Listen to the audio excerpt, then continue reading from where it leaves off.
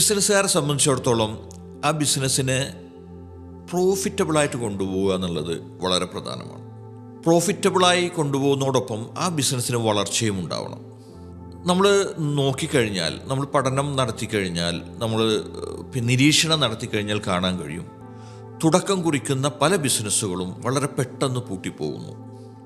അതുപോലെ തന്നെ തുടക്കം കുറിച്ച് കുറച്ച് മുന്നോട്ട് പോയതിന് ശേഷം ചില ബിസിനസ്സുകൾ പൂട്ടിപ്പോകുന്നു. ഒരു പഠനം പറയുന്നത് 25% താഴെ ബിസിനസ്സുകൾ മാത്രമേ 15 വർഷം പൂർത്തിയാക്കുന്നുള്ളൂ എന്നുള്ളതാണ്.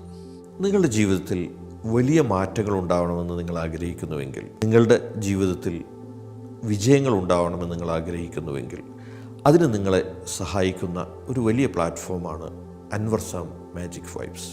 നിങ്ങളെ അതിനുവേണ്ടി ഒരുക്കുവാൻ സഹായിക്കുന്ന ഒരുപാട് കോഴ്സുകൾ മാജിക് വൈബ്സ് എന്ന് പറയുന്ന ഈ പ്ലാറ്റ്ഫോമിൽ അവൈലബിൾ ആണ്. അപ്പോൾ ശരിക്ക് ബിസിനസ് മേഖലയെ നമ്മൾ നിരീക്ഷിച്ച് കഴിഞ്ഞാൽ തന്നെ കാണാൻ കഴിയും, ബിസിനസ്സുകൾ വരുന്നു, കുറച്ച് നടക്കുന്നു, പൂട്ടിപ്പോകുന്നു.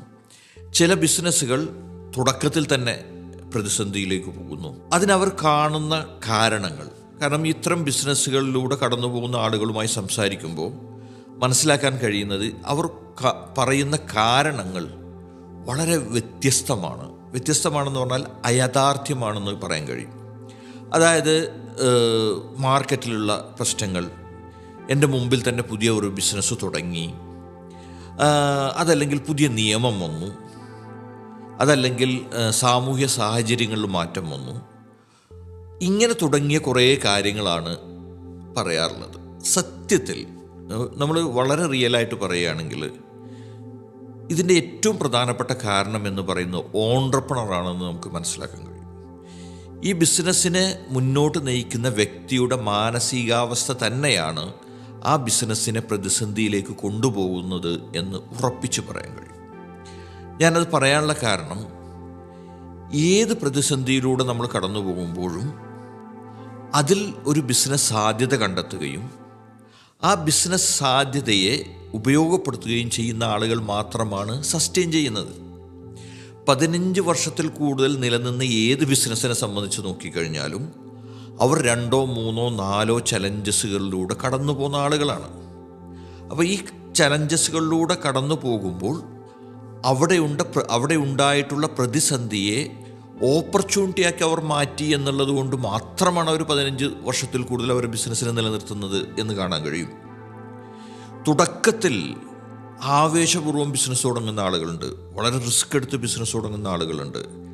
ആ ബിസിനസ്സിൻ്റെ ഒരു ഊർജമുണ്ടല്ലോ, ആ ഊർജം എത്ര നാൾ നിലനിൽക്കുന്നു എന്നുള്ളതാണ് ആ ബിസിനസ്സിൻ്റെ നിലനിൽപ്പിൻ്റെ അടിസ്ഥാനം.